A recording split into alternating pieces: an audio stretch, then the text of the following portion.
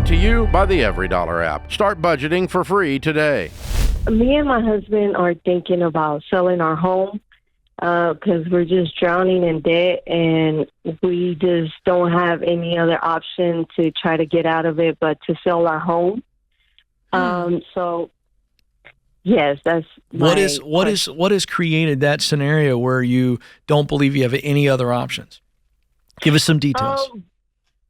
Well, we are just drowning in debt, and I know y'all always sell the cars, and we looked into it.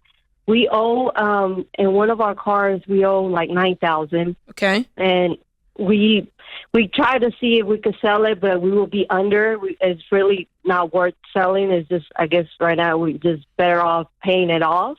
And the other one is $12,000. And that one as well is negative. So we're like, okay, well, we might as well just try to hang on to those and try to pay those off. And everything else is loans and credit cards, student loans, IRS. Go through the other ones. Everything. Go through the other amounts for us so we can get a picture of this. So the $9,000 car, the $12,000 car, what else? And then loans, like personal loans, we owe like $20,000. Okay. Credit cards is around like 35 to like 40,000. Okay. Student loans is my husband's is like 73,000. Okay. How much are yours? I don't have any. Good. And we owe the IRS is like 9,500. Okay. And then I have medical bills that's like 3,000. Okay. Well, what's your combined income? Combined income is like 10,500 to like 11,000 per month. Yes. Okay, and have you added up, if you don't know, it's okay, but if I were to ask you on the spot, like, how much does this cost you in payments every month? Do you know the number to that? Like the debt alone is like 4,000, probably a little bit more. Okay, so you're paying 4,000 in payments, and then tell me, what's your mortgage? Tell me about the mortgage. Tell me what you owe on it. The mortgage is like 3,100. Okay, and that's what you're paying per month, but tell me how much you bought the house for. The house, we bought it for $386. What's it worth? Right now it's worth like $385, $387. Well, sweetheart, if you sell the house, that's not going to give you guys much money at all. I know. We owe $340 on it right now. Right, but after you pay your realtor, there's very little of this that is going to actually solve this problem. Right.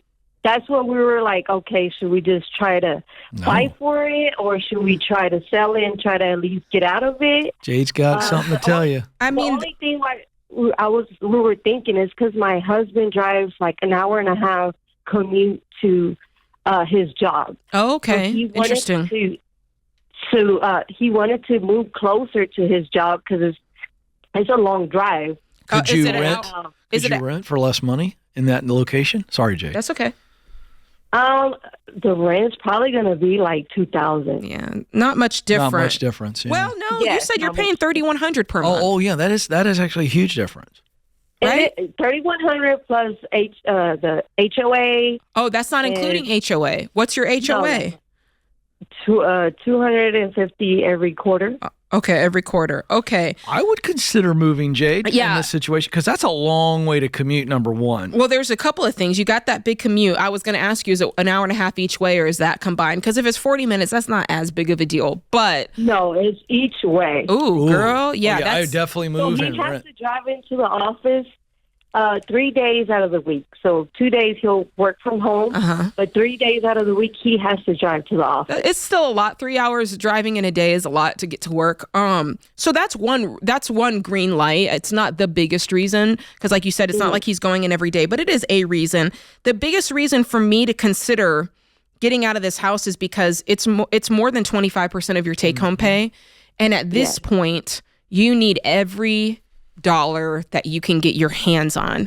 Now, there is a thought here, and you guys need to sit and talk about this, because there's a thought where I go, okay, if you guys really start side hustling, if you start picking up your income, there could be a world when this debt is over that this is not that this is 25% of your take home. You see what I'm saying? That you raise your income and it becomes something that you can keep around.